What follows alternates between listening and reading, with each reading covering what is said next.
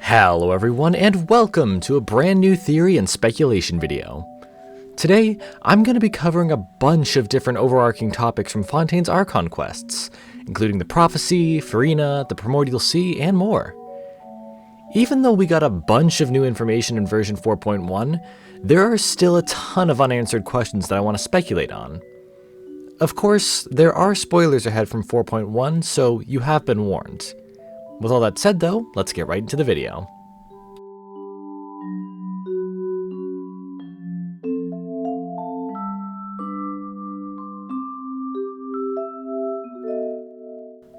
To start off, let's talk about the prophecy that is currently affecting Fontaine.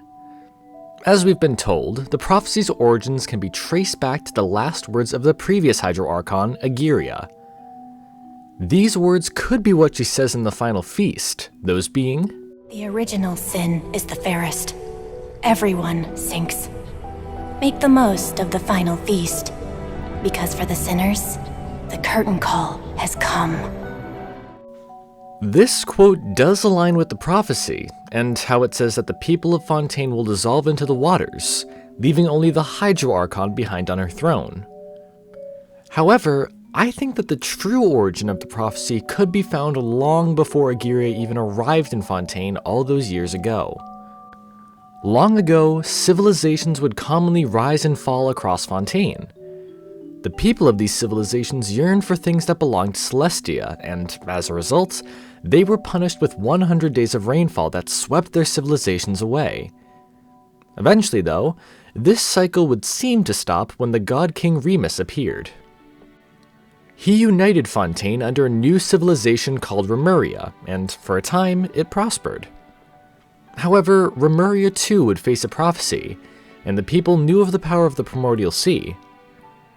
Remus tried to stop the Primordial Sea using the power of a golden ichor, but he was unsuccessful, and Remuria fell into the abyss.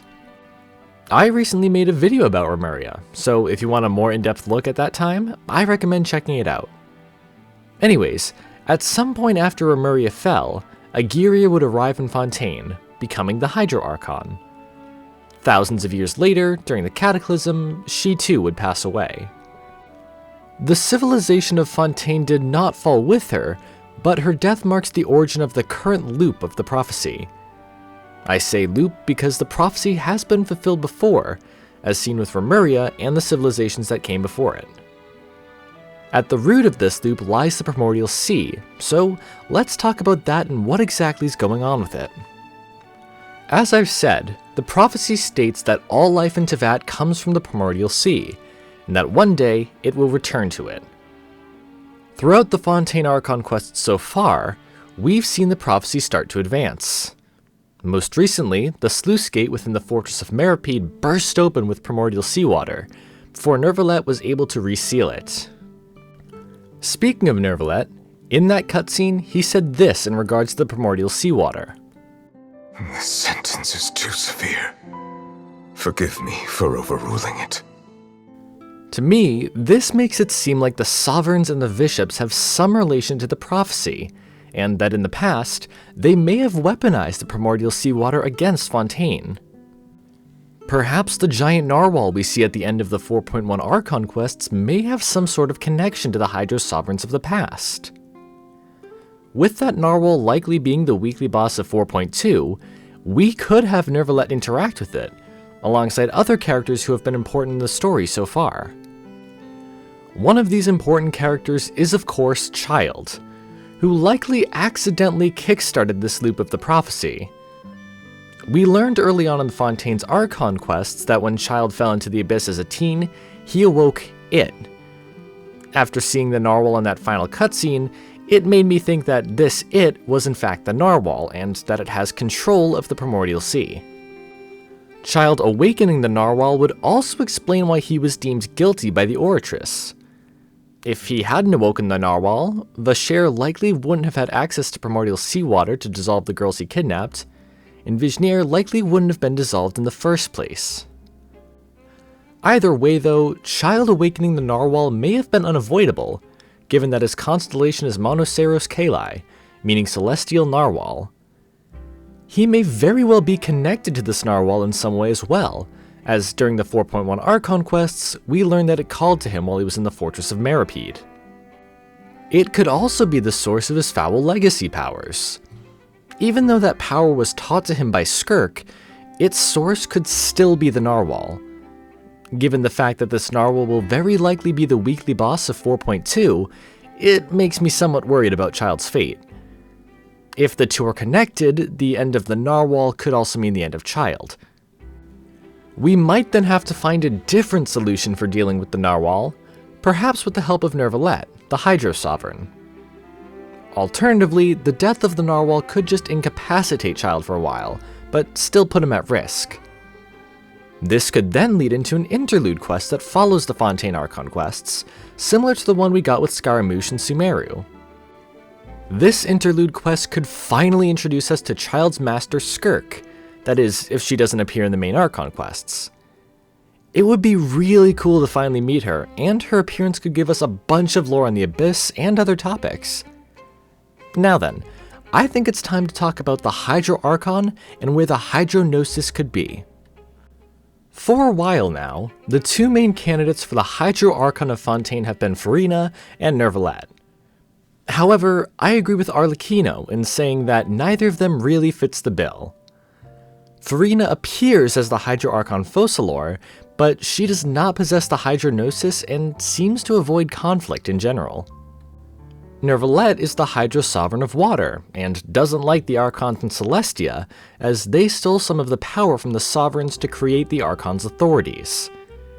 He says that at this current time, he does not possess his full power, meaning that he does not have the Hydro Gnosis either. So if neither of them are in possession of the Hydro Gnosis, where is it? Well, I have a few ideas, starting with the original Hydro Archon Agiria. As we know from the Vorukash's Glow artifact set, which I've made a video on, Agiria passed away at Tunigi Hollow during the Cataclysm 500 years ago.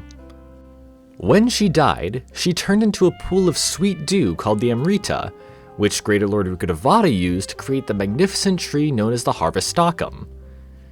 In the process, Agiria's consciousness was anchored to the mortal realm in the Gyao-Karina, which is the lotus at the heart of the Harvest Stockum.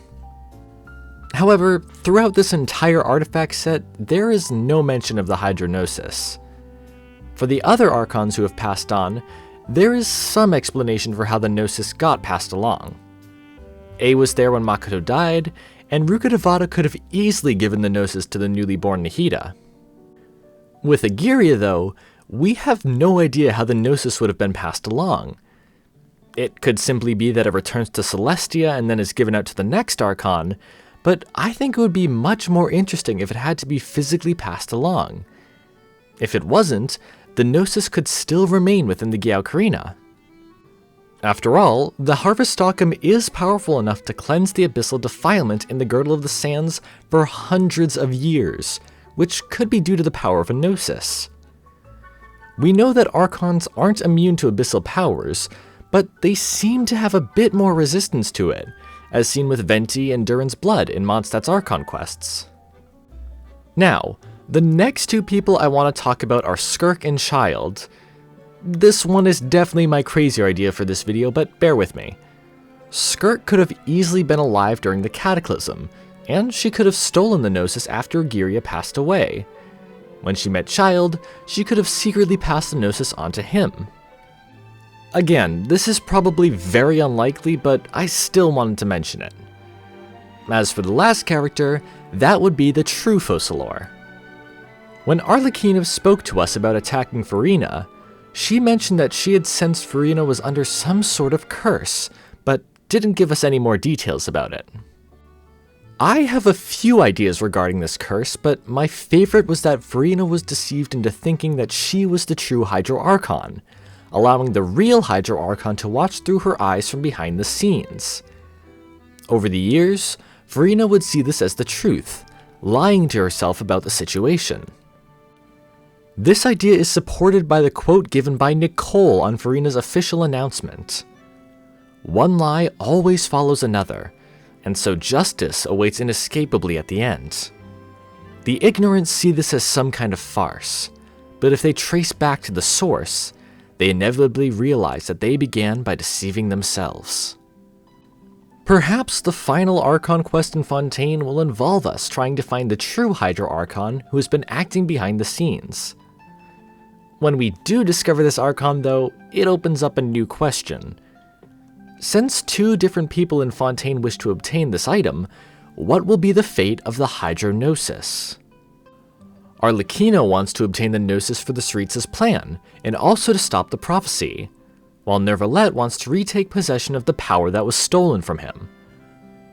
Throughout the previous 4 nations, the Fatui have always eventually gotten their hands on the Gnosis, but perhaps this cycle will break in Fontaine. Alternatively, since the Syriza and Neuvillette share the goal of wanting to seize authority from Celestia, Neuvillette may allow Arlecchino to take the Gnosis for the Fatui's goal.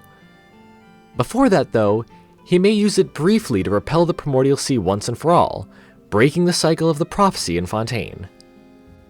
Anyways, that's pretty much it for my speculations on Fontaine's main plot points and what we could see in 4.2. We only have about 3 weeks until the update comes out, and I can't wait to see what happens. In that time, I do have a few topics I want to cover, including a video about the Knave and the history of that title.